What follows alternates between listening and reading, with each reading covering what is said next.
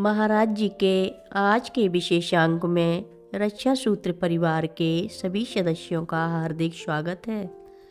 बाबा जी के भक्तों को राम राम, बोलो सीताराम। उन्होंने जानना चाहा कि भोजन किस पात्र में दिया जाने वाला था। प्रश्न सुनते ही ऐसा लगा जैसे सभी की प्रसन्नता उड़न छू हो गई हो। उसमें से किसी को भी यह बात स्मरण ही नहीं रही कि भोजन पत्तलों में कराया जाना था, जिसकी व्यवस्था नहीं हुई थी। इसका तुरंत प्रबंध कैसे इतनी जल्दी हो सकता है? लोग एकत्रित होते जा रहे थे।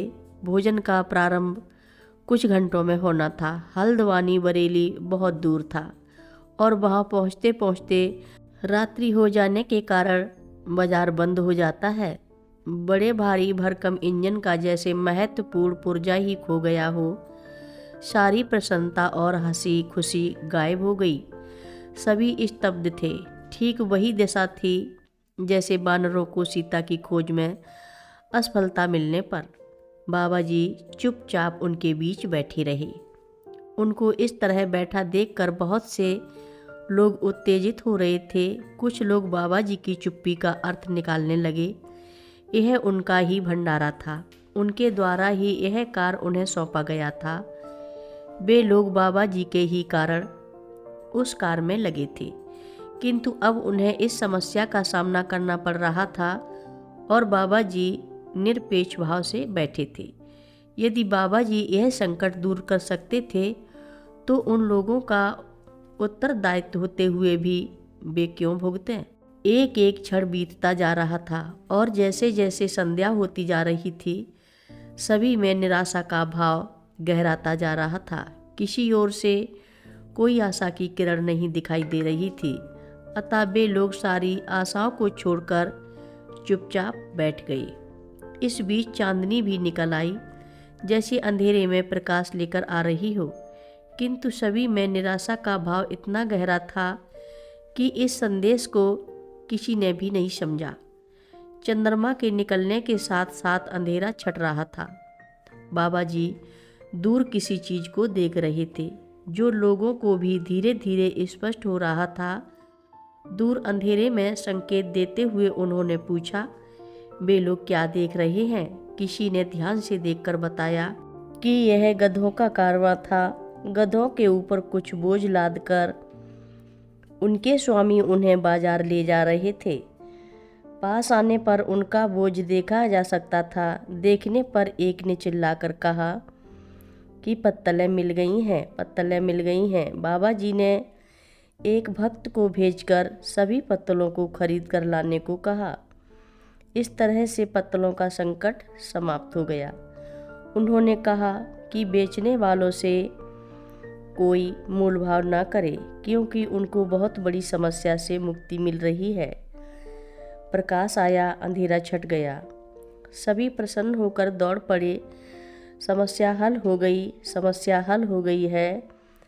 पत्तलों की गठरी आश्रम में लाई गई।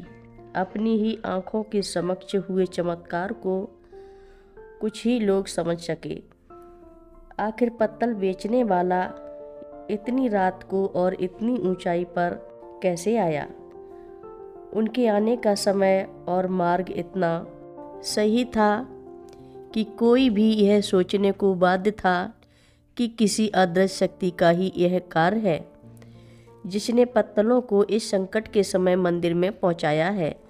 रात को कार पूरे वेग से चल रहा था। बाबा जी कुछ भक्तों से घिरे बैठे थे।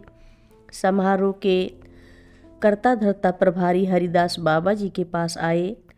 वे कुछ कहना चाहते थे, किंतु कहने का साहस नहीं जुटा पा रहे थे। बाबा जी ने पूछा, कार्य कैसा चल रहा है?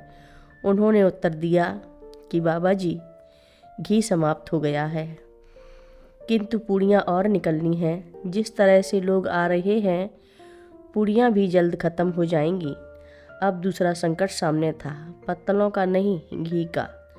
फिर भी वह समस्या थी, मध्य रात्रि, बाजार दूर और घी की तुरंत आवश्यकता। बाबा जी की प्रतिक्रिया तुरंत हुई। वे सबको वहां पर चिल्लाने डांटने लगे और हरिदास चुप खड़े रहे। बाबा जी ने हरिदास को दूर हटा दिया और कहा कि रात्रि में कुछ नहीं हो सकता, उन्हें प्रातः तक प्रतीक्षा करनी होगी। सभी की आशाओं पर जैसे पाला मार गया हो, क्योंकि सभी लोग समझ रहे थे कि सब कुछ भली प्रकार चल रहा था।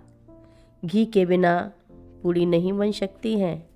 कथा लंबी है, आगे की कथा सभी भक्तों को अगले भाग में सुनाएंगे।